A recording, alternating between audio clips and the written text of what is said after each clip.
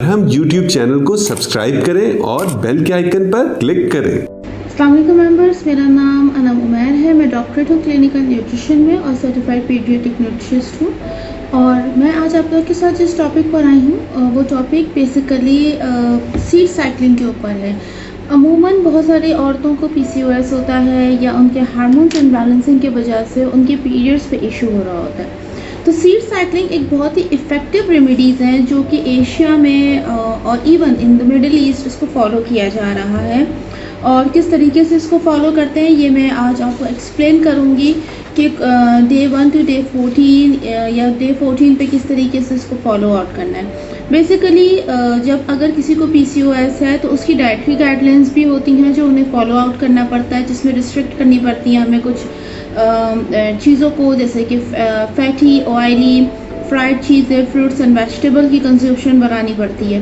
But अगर even dietary changes के बावजूद भी आपको पीरियड्स इशू हो रहे हैं या आपकी मेडिकेशंस के बावजूद भी हो रही है, then you can go for the seed cycling. ये एक इफेक्टिव रेमेडी है, एक इफेक्टिव वे है कि आपके अगर हार्मोन्स इम्बैलेंस हैं तो आपको पीरियड्स हो सकते हैं। लेकिन अगर उसके बावजूद भी आपको ये इश्यूज हो रहे हैं, then you have to go to the gynaecologist, doctors.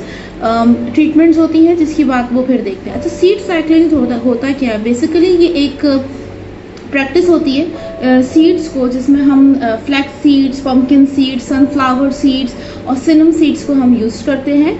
और इसको 1 टेबल स्पून के बराबर हम इसको इस्तेमाल करते हैं throughout the cycle. Every seed has to be 1 tablespoon each. और हार्मोनल किसी भी मेडिकल अंडरलाइन कंडीशन की वजह से, not only because of PCOS के पॉलीसिस्टिक ओवरी सिंड्रोम है या डिजीज़ है और उसकी वजह से ये प्रॉब्लम हो रहा है, किसी भी मेडिकल कंडीशन की वजह से अगर आपकी साइकिल जो है वो पीरियड साइकिल वेट जो है वो वेट लूज की वजह से भी हो रहे हैं, इरेगुलर हो रहे हैं, तो आप किस तरीके से करेंगे। सबसे पहला फेज़ जो आता है वो होता है डे 1 टू डे 14 का, जिसको हम फॉलिकुलर फेज़ भी कहते हैं। अच्छा, ये फेज़ जो होता है ये फर्स्ट डे हमारी पीरियड का होता है जो स्टार्ट होता है। और उसके बाद इसके अंदर जो FSH होता है ये प्रोड्यूस्ड होता है 5 to 20 small sacs sacs of follicles ये बनाता है। अच्छा, अब होता क्या है कि वहाँ से जब 2 मैच्योर एग्स निकल रहे होते हैं तो वो जो है वो एस्ट्रोजन्स लेवल को इंक्रीज़ कर देते हैं हमारी बॉडी में, जो जहाँ पे हमें न्यूट्रिशन रिच फूड्स को ज़्यादा लेना ज़रूरी है। अब एक ओवुलेशन फेज़ आता है डे 14 में। ओवुलेशन फेज़ जो है वो एस्ट्रोजन्स के जो लेवल्स होते हैं उनको इंक्रीज करता है और वहाँ पे फिर वो हमारी प्यूबर्टी ग्लैंड्स जो होती हैं उसको रिलीज़ करता है, जिसको हम ल्यूटिनाइजिंग हार्मोन भी कहते हैं, LH। अच्छा, डे 14 का जो ओवुलेशन फेज़ जो नॉर्मल मैं आपको वर्ड में बताऊँ, ओवुलेशन जो फेज़ होता है ये वो फेज़ होता है मैरिड वुमेन के लिए जहाँ पे उनके जो है वो फर्टिलाइजेशन की कंसीविंग की इश्यूज हो सकते हैं, यानी वो प्रेग्नेंट हो सकती हैं। फिर एक ल्यूटेनल फेज़ आता है जो 15 से 28 डेज में होता है, जहाँ पे एग्स रिलीज होते हैं। और अगर जिन औरतों को नहीं प्रेग्नेंट होना तो फिर वो ऑब्वियसली जो एक फेज़ चल रहा होता है जहाँ पे वो कोरेप्स ल्यूटेन होते हैं, वो फिर जो स्ट्रक्चर रिलीज हो रहा होता है हार्मोन्स को, वो श्रिंक हो जाता है। तो अब ये किस तरीके से, अगर किसी का हार्मोन इनबैलेंसिंग है तो ये किस तरीके से, ये क्या कॉजेज होते हैं हार्मोन इनबैलेंसिंग की? Poor diet, poor sleep, poor आपकी हाइड्रेशन, आप पानी ज़्यादा नहीं पी रहे हैं, lack of exercise, stress, caffeine की कंजप्शन ज़्यादा, यानी कि tea, coffee, soft drinks, caffeinated जो ड्रिंक्स होती हैं उनकी, और हेरिडिटी, अगर आपको ये हेरिडिटी, बट ये बहुत ज़्यादा रेयरली होता है। अब जो फॉलिक्यूल फेज़ होता है या ल्यूटेनल फेज़, ये साइकिल्स, ये सीड्स किस तरीके से हेल्प करती है। अब जैसे I am going to show you the picture. अब आई होप कि आप लोगों को ये दिख रहा हो।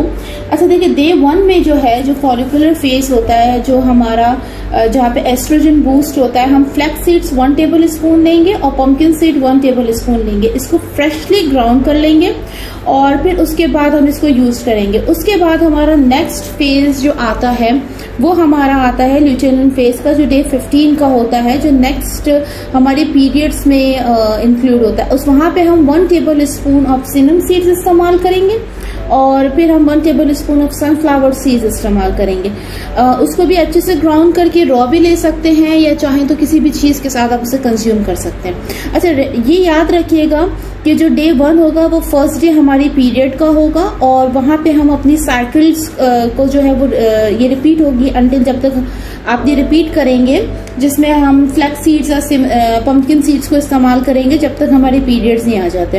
Once you get the period and if you are in the luteal phase जहाँ पे ल्यूटेनल सीड साइकिल्स है वहाँ आप ये स्टॉप कर लीजिएगा जो आपने फेज 1 का लिया हुआ, फिर आप उसको सेनम सीड्स और सनफ्लावर सीड्स का इस्तेमाल कीजिएगा। तो ये मैं ये पोस्ट भी कर दूंगी आप लोगों की गाइडेंस के लिए कि किस तरीके से होता है। अब इसके अंदर अगर मैं सिर्फ एनर्जी लेवल बात करूं तो फ्लैक्स सीड्स में 350 कैलोरीज मौजूद हैं, पंपकिन सीड्स में 584 है, सिनम सीड्स में 563 है और सनफ्लावर सीड्स में 280 कैलोरीज है। अच्छा, ये आप इंक्लूड कर सकते हैं स्मूथीज में, लस्सी में, योगर्ट में, दलिया में या रॉ अगर लेंगे तो बेहतर है। अगर कोई रॉ नहीं कंज्यूम कर सकता है तो उसको ऐसे ले सकता है।